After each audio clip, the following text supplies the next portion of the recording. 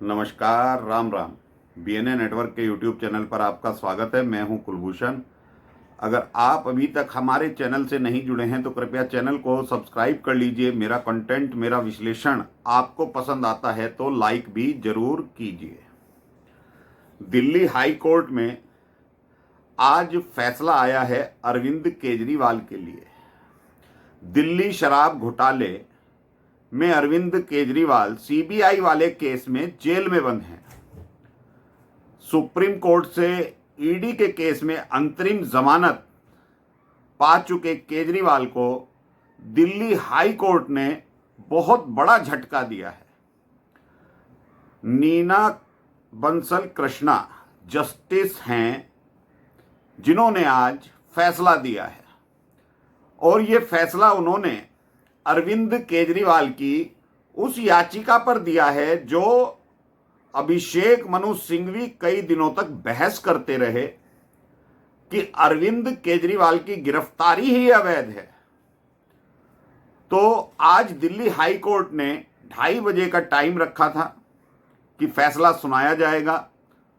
तो जस्टिस महोदया ने अपना फैसला सुनाते हुए कहा कि अरविंद केजरीवाल की गिरफ्तारी बिल्कुल जायज है, कोई इसमें इफ एंड बट नहीं है, क्योंकि अभिषेक मनु सिंघवी ने यह दलील दी थी कि इंश्योरेंस अरेस्ट करना चाहती है।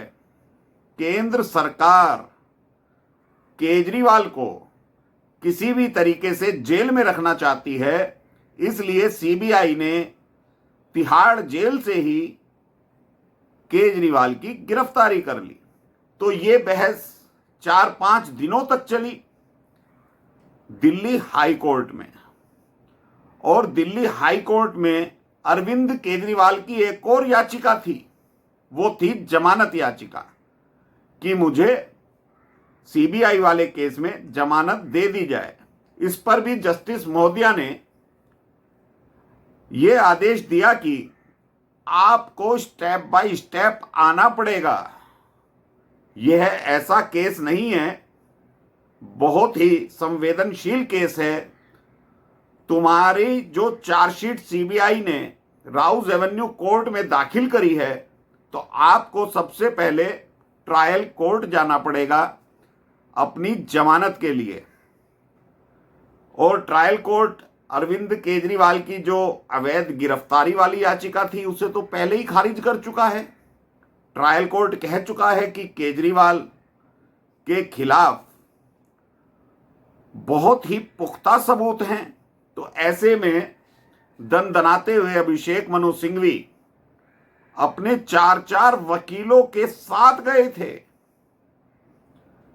विक्रम चौधरी जो कि सीनियर एडवोकेट हैं, हरिहरन जो कि सीनियर एडवोकेट हैं, करोड़ों रुपया केजरीवाल सिर्फ जेल से बाहर आने के लिए खर्च कर रहा है। तो क्यों ना माना जाए कि इस व्यक्ति ने दिल्ली के खजाने पर डाका नहीं डाला। सुप्रीम कोर्ट तो 2-2 बार अंतरिम जमानत दे देता है।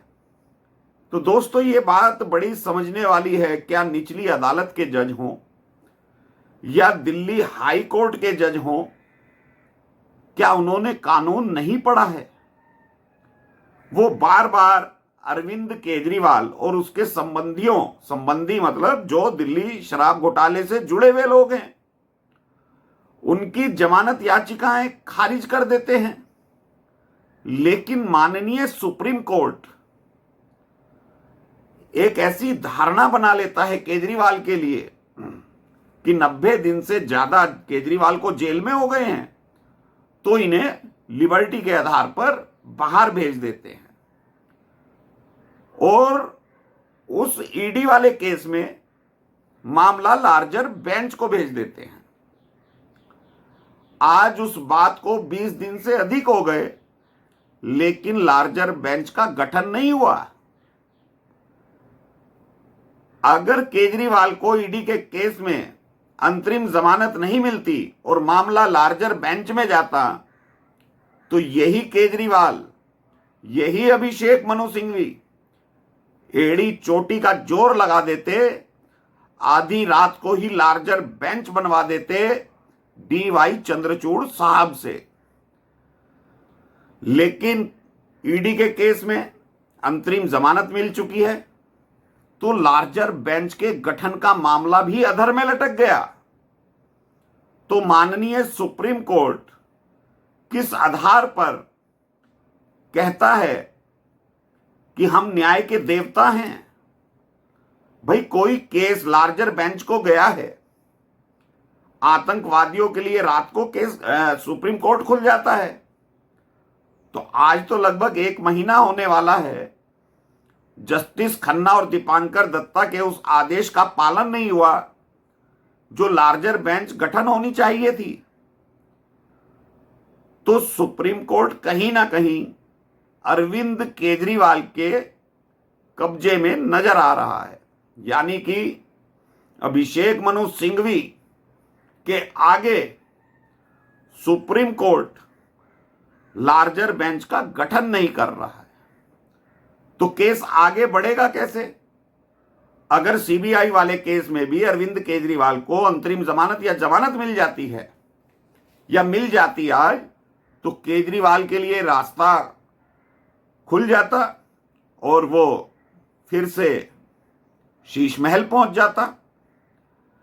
लेकिन मेरा सवाल जनता से भी है और माननीय जजों से भी है, क्या निचली अदालत के जज और हाई कोर्ट के जज कानून की ज्ञाता नहीं है, जो माननीय सुप्रीम कोर्ट अरविंद केजरीवाल पर नजरें इनायत कर देता है? निचली अदालत को भी यह मालूम चलता है कि सबूत हैं, पर्याप्त सबूत हैं।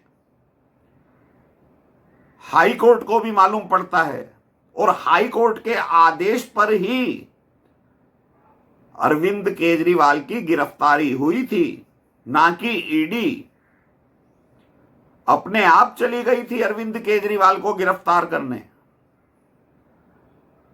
हाई कोर्ट की डिवीजन बेंच ने कहा था पर्याप्त सबूत हैं, आप बार बार समन क्यों दे रहे हो ऐसे व्यक्ति को, आपने अब तक गिरफ्तार क्यों नहीं किया? तो उसी दिन देर शाम ईडी के अधिकारी शीश महल पहुंचे थे। तो ये केस निचली अदालत से होता हुआ फिर सुप्रीम कोर्ट पहुंच गया था और चुनाव प्रचार के लिए पहले अंतरिम जमानत मिली। उसमें भी क्या कहा गया? मुख्यमंत्री पद का दायित्व का पालन नहीं करेंगे, यानी कि सुप्रीम कोर्ट ये मान रहा है कि ये व्यक्ति मुख्यमंत्री पद पर नहीं बैठ सकता। फिर 90 दिन की लिबर्टी का मामला आता है, उसमें भी सुप्रीम कोर्ट कहता है कि यह व्यक्ति मुख्यमंत्री पद पर नहीं बैठ सकता। भाई, क्यों नहीं बैठ सकता? आप अंतरिम जमानत भी दे रहे हो, तो वो अपने पद का दायित्व क्यों नहीं निभा सकता? यानी कुछ ना कुछ केजरीवाल ने घोटाला किया है। तो यही बात तो निचली अदालत और हाई कोर्ट कह रहे हैं कि अरविंद केजरीवाल के खिलाफ पर्याप्त सबूत हैं। लेकिन अभिषेक मनु सिंघवी किसी भी तरीके से सुप्रीम कोर्ट में अपना सिक्का चला जाते हैं। तो आज दिल्ली हाई कोर्ट ने अरविंद केजरीवाल को कह दिया है कि आपको जमानत चाहिए तो राउज एवेन्यू कोर्ट में जाइए, आप वहां से शुरुआत कीजिए और आपकी गिरफ्तारी बिल्कुल जायज है, आपके खिलाफ पुख्ता सबूत है सीबीआई के पास। और यही बात जस्टिस स्वर्णकांता शर्मा ने कही थी ईडी वाले केस में, कि ईडी के केस में भी केजरीवाल के खिलाफ पर्याप्त सबूत हैं। तो आज वही बात जस्टिस नीना बंसल कृष्णा ने दोहराई है कि सीबीआई के पास भी पर्याप्त सबूत हैं, इस व्यक्ति को छोड़ा नहीं जा सकता। ये पावरफुल व्यक्ति है, बाहर जाएगा तो सबूतों के साथ छेड़छाड़ करेगा। और पिछले दिनों सुप्रीम कोर्ट के जस्टिस सूर्यकांत ने कहा था कि दिल्ली का मुख्यमंत्री क्या अपने निवास पर गुंडे पालता है? जो स्वाति मालीवाल का केस था उसमें स्पष्ट टिप्पणी करी थी जस्टिस सूर्यकांत ने। तो आज दिल्ली हाई कोर्ट ने कहा कि आपकी याचिकाएं खारिज की जाती हैं, आपके खिलाफ पर्याप्त सबूत हैं, आप राउज एवेन्यू कोर्ट में अपनी अर्जी दाखिल कर सकते हैं। और राउज एवेन्यू कोर्ट से तो अरविंद केजरीवाल को जमानत मिल ही नहीं सकती, चार्जशीट दाखिल हो गई है। सीबीआई ने सूत्रधार बताया है केजरीवाल को। किस तरह से एक ही दिन में 16 व्यक्ति एक फाइल पर साइन कर देते हैं, सरकारी व्यक्ति हैं। कोविड का दूसरा काल चल रहा था, जहां पर लोगों को घर से बाहर नहीं निकलने दिया जाता था, लेकिन शीश महल में रात के 2 बजे तक 16 सरकारी अधिकारी उपस्थित थे, जहां पर यह साइन कराए गए पॉलिसी बनाने के लिए। और के कविता को जब सीबीआई ने गिरफ्तार किया था तो जब ही स्पष्ट हो गया था कि अरविंद केजरीवाल तक सीबीआई जरूर पहुंचेगी।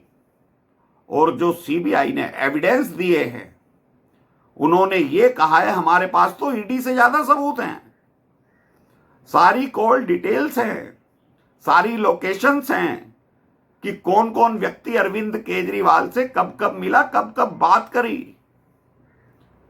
ये सारी चीजें सीबीआई ने अपनी चार्जशीट में राउज एवेन्यू कोर्ट में दाखिल कर दी है। तो अब केजरीवाल क्या सुप्रीम कोर्ट जाएंगे या राउज एवेन्यू कोर्ट जाएंगे, ये देखने का विषय होगा। लेकिन दिल्ली हाई कोर्ट से बहुत बड़ा झटका केजरीवाल को लग चुका है।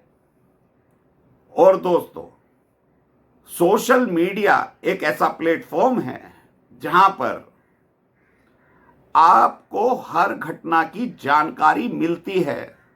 तो मेरा प्रश्न यही है कि निचली अदालत हो या हाई कोर्ट हो, क्या उन जजों ने पढ़ाई लिखाई नहीं करी जो केजरीवाल को जमानत नहीं मिलती? क्या सुप्रीम कोर्ट के जजों नहीं की है? यह प्रश्न आपके लिए है। सुप्रीम कोर्ट मेहरबान हो जाता है, लेकिन हाई कोर्ट तक भ्रष्टाचारियों को जमानत नहीं मिलती। तो दोस्तों, अभी के लिए इतना ही। मेरा कंटेंट, मेरा विश्लेषण आपको पसंद आए तो लाइक जरूर कीजिए, चैनल को सब्सक्राइब कर लीजिए और बेल आइकॉन दबा लीजिए। धन्यवाद। नमस्कार। भारत माता की जय।